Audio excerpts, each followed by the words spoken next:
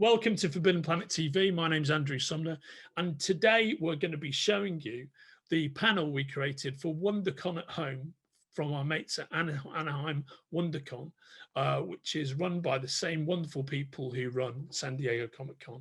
So hello, Justin. Hello, San Diego and WonderCon crew.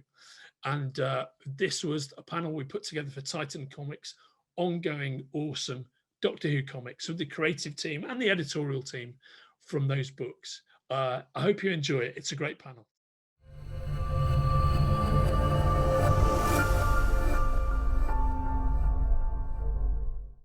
Welcome to WonderCon 2021, where it is my privilege to be introducing the Titan Comics Doctor Who panel for WonderCon 2021. And we've got something really special to talk about at this panel. Now, let me introduce my guests on the panel first. We essentially have, you're looking at the Brains Trust, the creative team of Titan's ongoing 13th Doctor comic books. So we have author supreme, Jody Hauser. Good to see you, Hello. Jody. Good to see you. And we have colorist, artist supreme, Enrica Eren Angiolini. How are you, mate? I'm good. How are you? And now we have literally the hardest working man at Titan Comics isn't me. The hardest working man at Titan Comics, and I know this for a fact, is editor supreme Jake Devine. How you doing, mate? I'm good, Andrew. Always a pleasure. Always a pleasure. Great to see you. Absolutely great to see you all. Thanks for joining me. My name's Andrew Sumner. I'm from Titan Comics, and I also host Forbidden Planet TV, which you can find on YouTube. So we're here to talk about the upcoming Doctor Who standalone series entitled Missy. Now, this special story celebrates the 50th anniversary of the Master's first appearance within Doctor Who. And Missy first popped up in her male form as the Roger Delgado Master in 1971. I saw that episode in real time at home with my mum and dad. And the Master has since been played by different actors, many different actors. And in the Master's latest form, we see the Doctor's arch-nemesis played by the wonderful Michelle Gomez. Now, guys, what is it about Michelle Gomez's Missy that really intrigues fans? I think it's that there's very much a sense of whimsy that carries over from the John Sims portrayal of the Master too, but the fact that she's really trying to branch out from just, trying to take over the world and kill everyone, although she, works on that too. But I like that she just, whatever she's doing, whether she's actually being helpful or she's being maniacally destructive, she just wants to have fun. And as long as she's having fun, that's sort of like the only thing about her that's really predictable. Other than that, it's like you have no idea what she's going to do. She's just going to make sure she's enjoying doing it. Yeah, I think that's very well said. Yeah, I have to agree as well, with the unpredictability of her, I think is what's so intriguing because, you've got so many Doctor Who episodes. How do you keep it fresh? And I think with that unpredictability of characters, you never know what she's going to do next. Like whether it's good, whether it's bad, whether it's like Jody said, just for fun, you never know. And I think that's great for fans just to keep us like excited about what's going to happen next. Where's the story going to go? What's she going to do? Like it's so much fun. Yeah, right on. I absolutely agree with you too. It's a very energetic and like chaotically energetic character. It's just everything's game, and that's the fun of it. It's just you never know exactly where it's going, and even when you think it's probably not going to be that. But yeah, it's fun all the way through. So I think that's something that we are all very excited to bring to the comics. Now, as I alluded to in the intro, you guys have all worked on Titan's 13th Doctor comics, created Titan's 13th Doctor comics, and you created that incredible Time Lord Victoria special. Now, you guys collectively did such a great job with that. I know that it made perfect sense for you to be, all to be working on Missy together. When you first heard about the opportunity, what element of getting into the character were you most excited about? Well, for me, I'd actually been pushing to write Missy since I came on board the 13th Doctor comics, because even before the 13th Doctor series started, we did a series called Road to 13, where me, Enrica, and Rachel Stott, who started off the 13th Doctor series, did a series of shorts covering the 10th, 11th, and 12th Doctors that sort of seeded the first mystery the 13th Doctor was going to deal with in the comics. And in the 12th Doctor story, Missy was there, and it was only a 4-page little story, but it was so much fun to write her. So I've just sort of been waiting to write her again. And every single interview for Doctor Who, it's like, well, what character would you really like to write? I'm like, well, Missy, most of all. So yeah, I've just been pushing for that a lot myself personally. So for me, it was just like, yes, this is what I've been waiting for. Right on. I can absolutely attest to that. I think for me, the thing that I was the most excited about, other than the fact of like having a new challenge and new fun things to work on, was that I know how much Jody wanted this to happen. So I knew that, like, of course, everything we've done so far has been, we've put a lot of effort into it, a lot of work into it. But I know that when there is such a strong personal motivation behind it, it can get even like higher quality, even like there is even more that you put into the comic, and I think that shows a lot. So when I heard this was happening, I was like, Jody's gonna be so happy about this. This is gonna be great, because I knew that there was such a strong will to do this behind it. And I also did remember, like, that's how, at least the two of us and Rachel, that's how we started with the 13th Doctor Who series, and it was nice to kind of come back full circle, but in a new and more complete and longer way. So that was really exciting to find out. Brilliant. Oh, yeah, I would say again, just so exciting, because as well with this story, you know, it's not just Doctor Who with a Doctor Who story with Missy. This is Missy's story.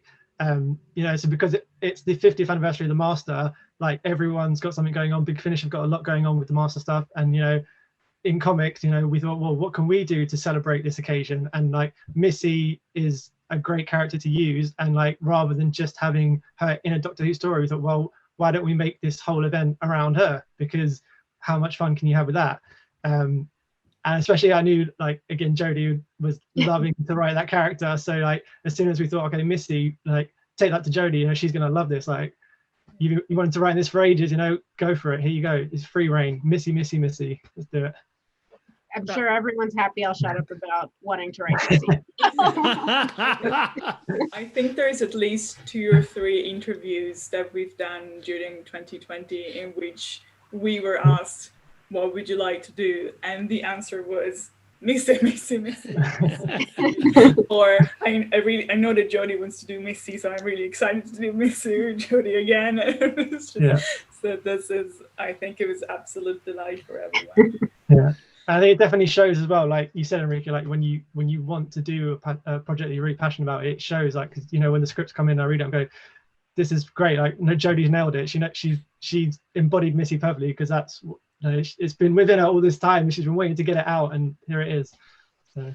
Surely that is a textbook example of manifesting your own destiny and, you know, focusing on something so clearly.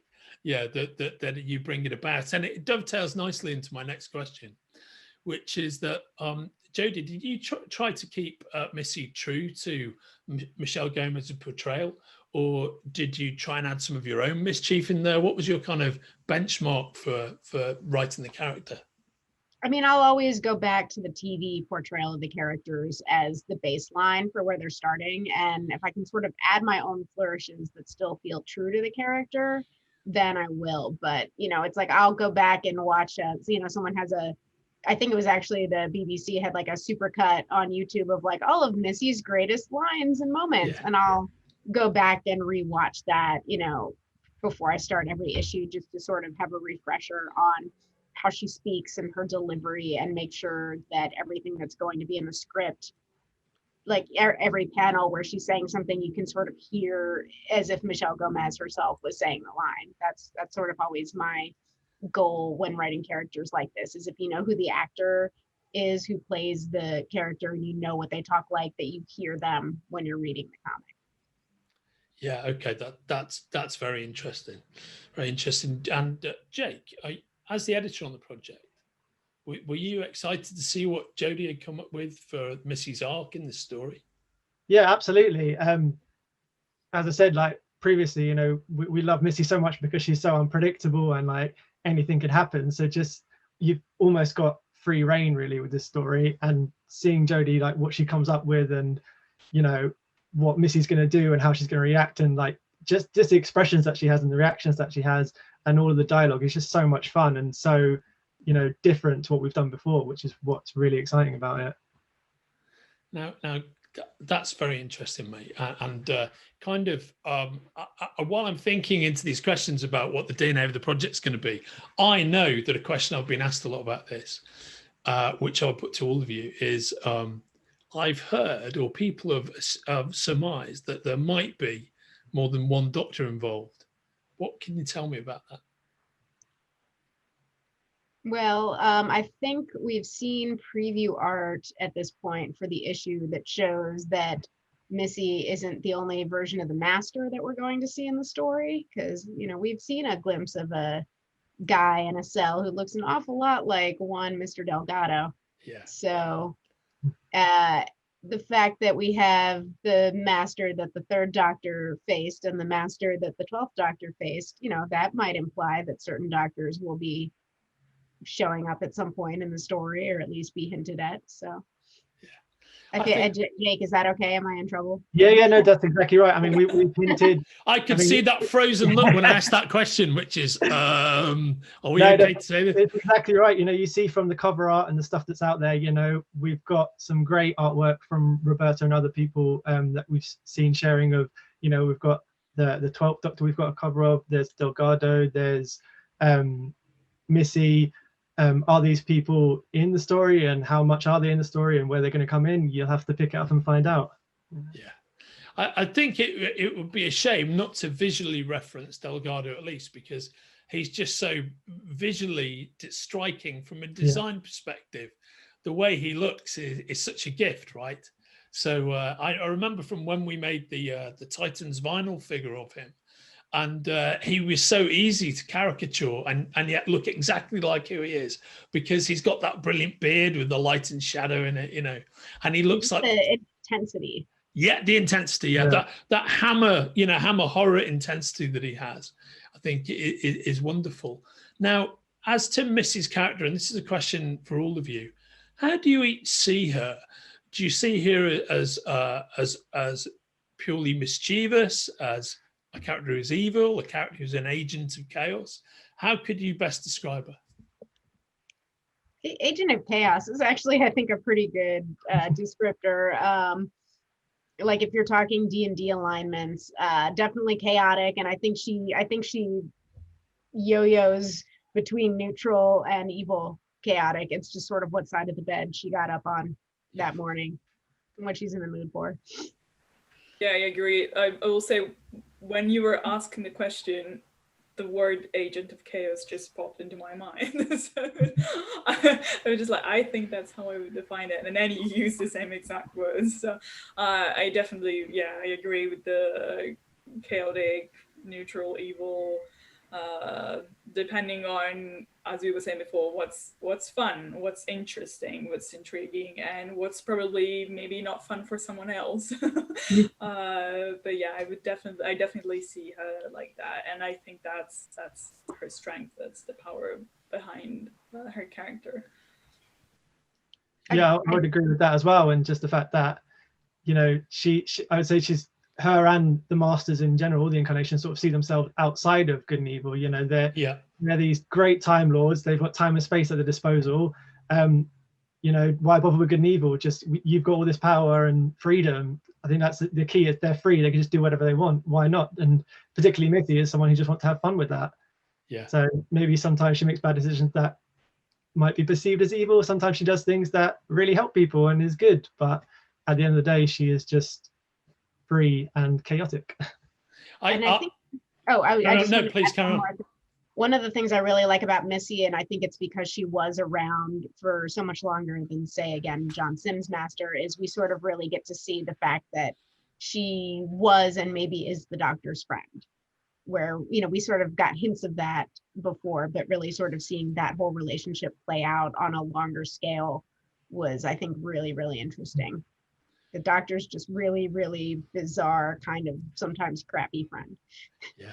I you know what, I think that's such a good point. You'll see why in a second, because before I get into that next question, I love the fact that you responded to the description as agent of chaos, because that description was not in my notes in these questions. That's what I think. And so the fact that you all grabbed to hold it seems obvious to me. That's exactly what Missy is, exactly what the Master is. Sounds like this comic for you then, Andrew. Yeah, right. I know. I'm sure I can somehow pick up a copy of this, and I'm looking forward to reading it. And as to your point, Jody, to further explore that the relationship between the Doctor and Missy, what is it that makes their dialogue so interesting and fun to watch, so fun to read? I think especially for these two, the 12th Doctor is such a straight man compared to some of the other more recent incarnations of the Doctor, that he just really is the perfect character for Missy to bounce off of, with all of her sort of really random non sequiturs and attempts at humor. Like, we don't get to see the Doctor be the straight man that often, because that's usually the job that the companions sort of have a lot of the time. So I think that it's sort of like a really sort of fun reversal, that it's like, oh, that he's the one talking to the wacky Time Lord right now. Yeah, I think that is a very well made point. And Enrica, now you've used color to very successfully within all of your time on Doctor Who. How have you used colour to create atmosphere and suspense within the Missy title? Did you have a specific palette that you knew you definitely wanted to use?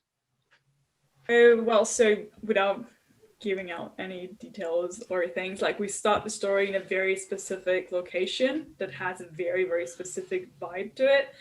And so, but we don't have, like, we do have some references and some ideas coming from the TV series, of course.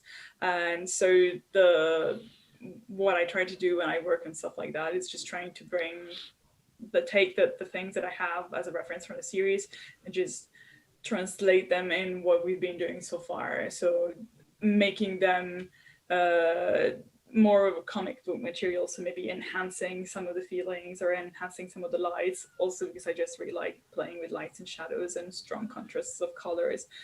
So especially for those parts, I try to just exasperate and just bring out the what we had originally, and just make it a bit more crazy and a bit more I don't know, funky and weird, just like I feel Missy is. So I try to make not only her, but like, because when working with characters that are already known, like, we know the faces, we kind of know what they're dressed like, what we know what their accessories are like. So I can't really, give her green hair so far. Maybe in the future, don't know.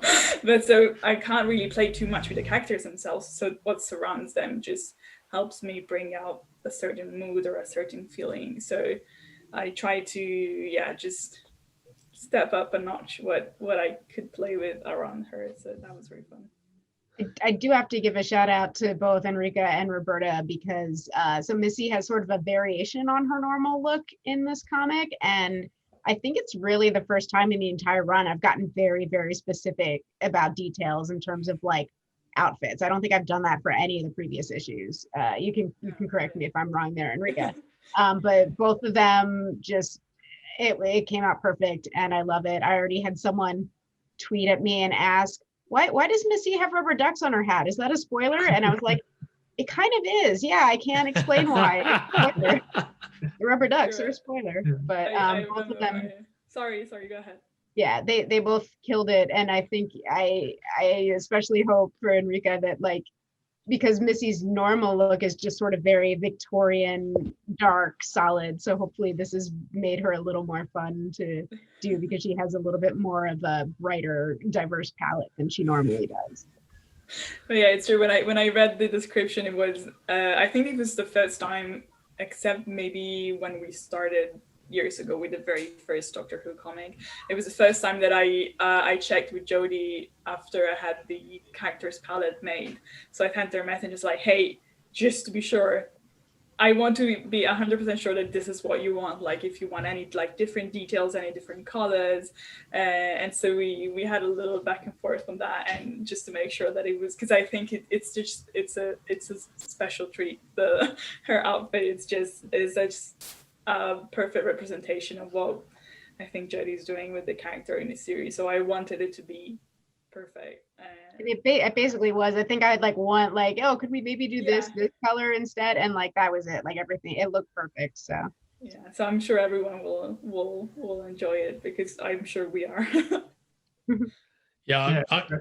Sorry, Jake, carry on. So yeah, I was going to concur. It's really great and fun. And if there's one spoiler we give out, it's rubber ducks. You know? That's brilliant. Could mean anything. Rubber ducks are also very big in the Bond idiom as well. So you know, there's they always feature just when you need them to in fine literature and fine drama. Now a question. So our session that we're doing for WonderCon 2021 here was set up by Titan Comics' mighty PR manager, Lauren Noding. Hello, Lauren. And Lauren is a big Doctor Who fan. I had a specific question for you guys, which is, how does the Missy iteration for you, how does the Missy iteration of the Master compare to the previous and subsequent iterations of the Master? Is she more or less cruel or cunning? Is she more or less mischievous? How would you rate her on the scale of how the Master has been portrayed? ooh, my instinct personally is to say that like perhaps giving the Doctor hope that she could change is one of the cruelest things the Master in any incarnation has ever done. Maybe it's the most unintentionally cruel, but having seen her next incarnation already, it's like, nope, none of that took. So I think in some ways Missy is crueler, but I definitely don't think she's any less cunning or I think that's my take on her. Yeah, I think she's got all the elements of what makes the Master, you know, like devious and cunning and like able to masterfully plot, like no pun intended, but plot an evil plan. But she is also, you know, like she does the most good, or tries to do the most good, I think, which is what makes her stand out as a Master. Yeah, I think that's right. I think that is very interesting. Now, Enrica, have you got anything that you think about? I agree. I think she is everything that the Master has been before, and everything that it has not. I don't know. It's such. I think it's a different. It's the same thing that we do with the Doctor. Kind of like everyone is exactly the Doctor, and also a brand new one. So I think that she like this iteration is kind of like applies the same principles. So she's terribly evil and chaotic and everything we've said before, and she's a friend and she's hope, but you never know what's gonna happen. So I think she's exactly the same and also completely different, which I think that's really cool. Yeah, it's very refreshing. Now, while you're answering that, I was thinking about without giving too much away, Enrica, what was your favorite aspect of this book to color? What part of that process did you really savor this time around? Oh well, I think that the outfit is definitely it was definitely a fun treat, and especially having worked on like classic Missy before, as Jody mentioned, for the Road to the 13th Doctor miniseries, and so this was I think this was the first time that we actually got to play with the characters' appearance so much, because yes, we've done companions traveling to time and space, and they had some slight changes to their outfits, and we had the Christmassy scarf on the Doctor, which is beautiful and rainbow and all that. But this was like the one time that we really got to say, this is our version. This is at least that outfit is ours. So I think that was definitely something that I was really excited about, and I think I think it's our little special gift to Missy. I'm not sure how much she'd appreciate it, but it's definitely there. I'm sure she does appreciate it. So guys, when it comes to the pantheon of masters, not including Missy, because I know everybody here is a huge Missy fan, do you have a particular favorite other incarnation of the master outside of Missy? I would have to say definitely John Sim, because he was my first master. So I definitely got a soft spot for him. Like seeing John Sim for the first time revealed as the master was just incredible. And like, wow, who's this guy? And him just going on to have this whole amazing arc and story. And John Sim is an incredible actor. That will stay with me forever. So I think he will definitely be my favorite for a while. Yeah, I think that's a great answer. He was very powerful. Jody, how about yourself? I mean, I really like them all. I also have a soft spot for Jonathan Pryce in the Curse of the Fatal Death. Even though right, yeah, what a great choice. He's really funny. But I also just love because when we're starting to work on this book, I did go back and rewatch Terror of the Autons, and just like the Master's first appearance, he's like, I'm known as the Master University. And it's like such a great moment, because it's like that sort of tells you everything you need to know about this character. I think it's sort of like the Doctor. There just hasn't been a bad master choice, really. Like, your favorite master is the one you last watched. Yeah, I agree. For me, it's the same. I do really like the first master. I think it's just so full of character, and as I was saying before, like even like visually and the features and the eyes and the way he talks, it's just it was just a great experience just to see that. But again, there's no bad or worse. There's just a new interesting version every time. I'm going to that. Thank you for that. Those are beautiful answers, guys. I'm going to throw in two other votes for your consideration for different reasons you may not expect. So my absolute favorite master is in fact Anthony Ainley. Yeah, and I grew up watching the Doctor in real time. I'm the same age as the show, so I saw that first Delgado episode. When I was a kid, I remember it very clearly, and I loved him. But I loved Anthony Ainley mainly because he used to star in a 1960s, early 70s spy show called Spider's Web, right? And my mum was a big fan of that show. Nuska Hempel was the lead female actor in that show, and when he became the Master, she was such a big fan of his that she started writing to him. And Anthony Ainley corresponded with my mum until he passed away for a couple of years, and he'd just send a little notes. To me, but he was super charming. He's a big cricket fan, right? And I always loved him. I loved the sheer pantomime theatricality of his master, but he was such a wonderful person off screen and so lovely writing to, a lady from Liverpool in her 70s at the time. I just thought that was amazing. So, yeah, he kind of owns my heart really for that reason. But I would have loved to have seen the Derek Jacobi master at the point where he turns evil. Because what you forget is in that episode, he's playing most of the episode as an avuncular good guy. And then in that final section, when it's the big twist, which I didn't see coming, that definitely had me fooled.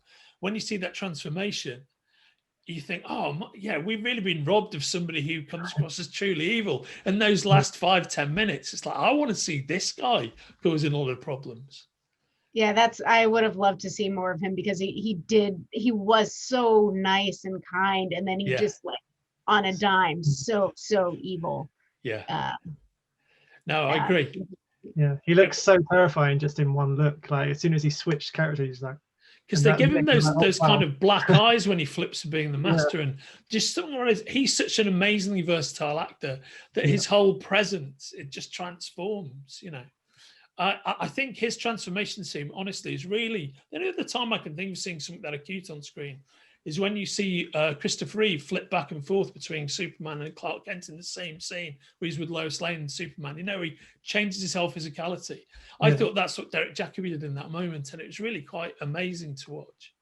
That's why it's so fun to see just really brilliant, classically trained actors in genre roles like that, because they get the opportunity to do just things like that, where I'm two different people because my memories were trapped in a watch. You know, you don't necessarily get that in your everyday standard drama. I absolutely agree. And of course, who has always been this great sort of home for the classically trained actors of the UK and elsewhere. And you really do get, when you dig into lots of the 60s and 70s episodes, you get these great masterclasses on how to deliver presence and powerful performance when you might not have a terribly good script and you certainly don't have much of a budget surrounding you. And those performances are a big part of what transcends what you're looking at and what makes the drama work, right? Yeah. I think Jody, I think that's such a well-made point. Now, for all of you, how do you think the show impacts what goes into the comics? And perhaps as a kind of macro question, and perhaps vice versa, do you think the comics are having any influence over the TV show? I don't know if we're having any influence on the TV show, but especially with the 13th Doctor, since we actually started working on the comics before the series even launched with Jody. And, you know, as the two series have gone on, you know, that's informed a lot of the relationships and how her companions interact with each other and with her. So I've definitely tried, at least script-wise, tried to pull to make it feel concurrent with the series and not, you know, I don't want it to sort of feel dated with Graham not calling her Doc because he didn't in the first episode, but he, you know, that quickly became something he did. So as soon as that became a thing, I made sure that was pretty consistently in the scripts. So yeah. I think at least character wise, I've tried to keep pace with the way the characters are portrayed in the show. How about the rest of that? That's very illuminating. Thank you. How about the rest of you guys? I would say that I mean, while the show doesn't directly influence the comics, I'd say, you know, it definitely for us on a sales standpoint, whenever the TV show is on, the comics, you know, go up because people are like actually engaged in this at the moment, and they're like, oh, this on TV, I want to read more, can't get enough. So that's always good. I definitely don't think we are influencing the TV show directly, but we should, because we're doing some great stuff. They should take note. I agree with you. Picking up the comics because that's what we're here for. Yeah, I agree. There was one thing I can say, because there was a charity collection of prose that came out last year, which isn't the show, but Neil Gaiman wrote a story for the Corsair, and that was after we did the Corsair in the comics, and he reached out to me about that story, so that we have influenced other areas of Doctor Who, if not the show. So. Jody, I'm really glad that you said that, because I was armed with that anecdote if nobody came out with it. So I'm glad you said that. And the other kind of flip side to that would be, which you guys won't know, and you won't know this, Jake, because it's only just happened, but I'll tell you now, is that over the last week, I've been interviewing a ton of the target BBC, to the target Doctor Who novel authors, many of whom are people adapting their original scripts, you know, guys like Robert Shearman, who wrote Dalek, for example. And the through line with those guys, a lot of those authors is, a lot of them read the comics and a lot of them love the comics, you know, and you know, more than one of them, and I won't embarrass you by going through an endless list, really name check specifically the 13th Doctor books and Time Love Victorious. So, you know, I think there's a lot of Doctor Who creators out there in the firmament, even if it's not the people who are making the current show, and it might be, but there's a lot of classic Doctor Who creators who love what you guys are doing on the books, on the comics. So I'd really take that praise, because I think it's well deserved. Yeah, that's really amazing to hear. Yeah, no, so it just pushes us to be bigger and better each time. Then we don't want to get stale. It's funny, when we were setting up this session for WonderCon, I was like, "Oh man, I've got to email the guys and tell you that." And I thought, "Oh no, I'm just going to tell you while we're doing the panel." Yeah, so it was really impressive, and you know, as somebody who's like 10 degrees separated from what you're doing, it was very moving to hear. So yeah, no, so keep up the brilliant work. And I'm sure everybody tuning into this is equally a convert to what you've been doing with this amazing set of characters in this amazing universe. Now, guys, that being said, we're currently waiting for a new season to hit the air, which it does, I believe, later this year and right towards the end of 2021. So what are you all looking forward to from the next season of the show? Oh, I mean, I assume most people watching this are probably caught up on the most recent series, but just in case, I'll sort of talk around it. But I feel like the way the last series ended, controversial, sure, but opens up a lot of really interesting storytelling possibilities. So I'm really intrigued to see what direction they go after that. And I would really like to see a certain incarnation of the Doctor come back, because she was really, really, really cool, and also a very snappy dresser. Yes. So I completely agree. I completely agree about that. 100%. I would love to see more of that character. Enrica, what about yourself? Well, I'm actually very glad that Jody didn't say much, because I haven't seen the second season, because it doesn't really arrive in Italy. So I don't, and other than now I'm here in the UK, so hopefully I'll be able to catch up and watch the third one when it comes out. But I haven't really been able to watch the second one, which was kind of a bummer because I was working on it, but there's no way to see the episodes, because they were not on any streaming platform that I could have access to at the time. So unfortunately, so I can say that what I'm looking for the most is catching up and being surprised by what's happened in the meanwhile. I think your real message here is, if our BBC colleagues are watching this, and if they're not, I don't know why not, you should be. You know, you really need to sort out the broadcast issues for Doctor Who in Italy. That's all I'm saying. So Jake, what about yourself? Yeah, I'd agree with Jody. I'm looking forward to seeing that character again, if possible. And I think there's so many questions that have, exploded from the last series. Whether or not they will be answered, that that's something I'm looking forward to the most, because questions need answers, and I'm the sort of person who'll watch a TV show and just get hooked because I want to know the answers. I want to know what happened. What does this mean? So yeah. And I'm really impressed, by the way, Enrica, that you've managed to avoid all these spoilers, like from not seeing it. I've seen pictures, of course, but I tried like muting hashtags and things, and just kind of it's difficult, but it's doable. It is absolutely a minefield, but as Jake says, props to you for navigating that minefield so successfully. So guys, we are sort of sliding through the time vortex towards the end of our WonderCon panel. But before we go, there are a few quick questions I've got for you, some of which we have discussed before when we've been doing panels for other conventions, or when we've been talking for Forbidden Planet TV, but it's a different audience every time, so I'd like to ask these questions again. So the way you think right now today, as we're recording this, who would you say for each of you is your favorite Doctor? 11 probably. 10 probably. Although I always say it's the last. I always say the real answer is whatever Doctor I watched the last. But other than that, 10. 12th Doctor for me.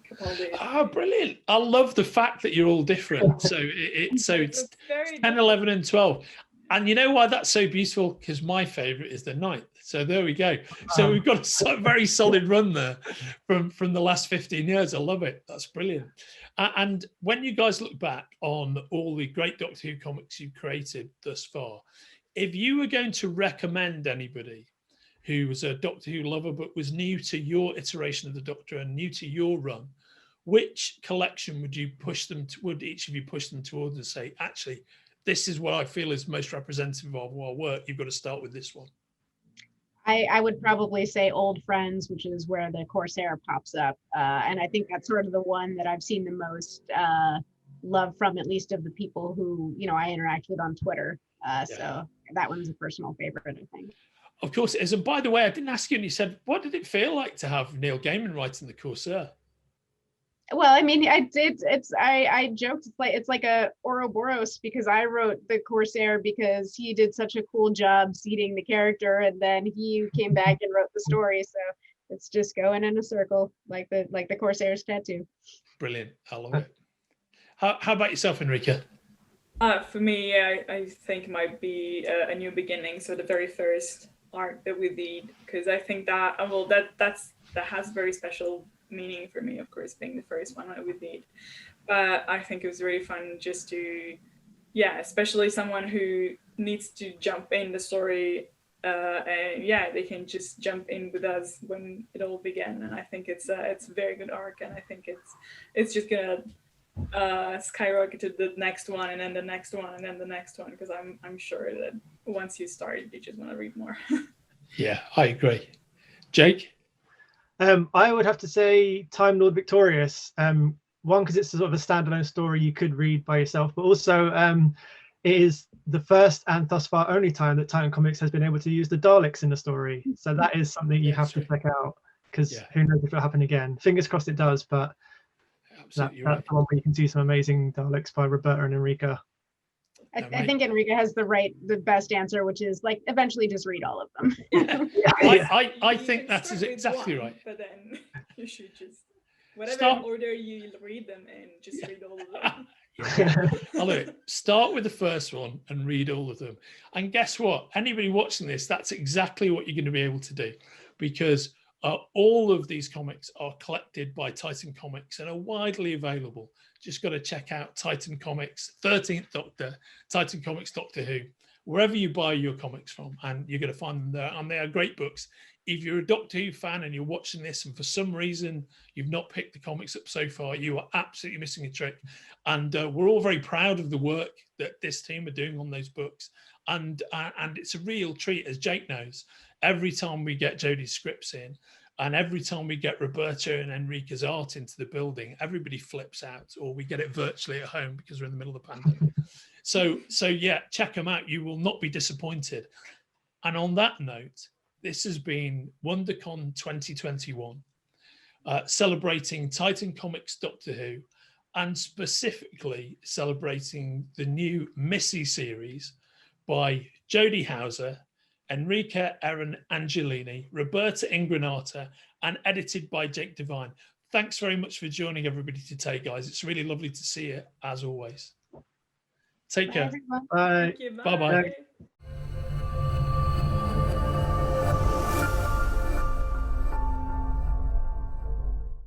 And so that was the WonderCon at Home panel for Doctor Who comics from Titan Comics, which you can order from the links attached to this presentation. Take care of yourselves, and we'll see you back here at Forbidden Planet TV soon. Bye-bye. If you're enjoying watching Forbidden Planet TV and you're enjoying watching us talk to the world's most interesting and accomplished filmmakers, authors, artists, musicians, creators, subscribe right here. See you soon.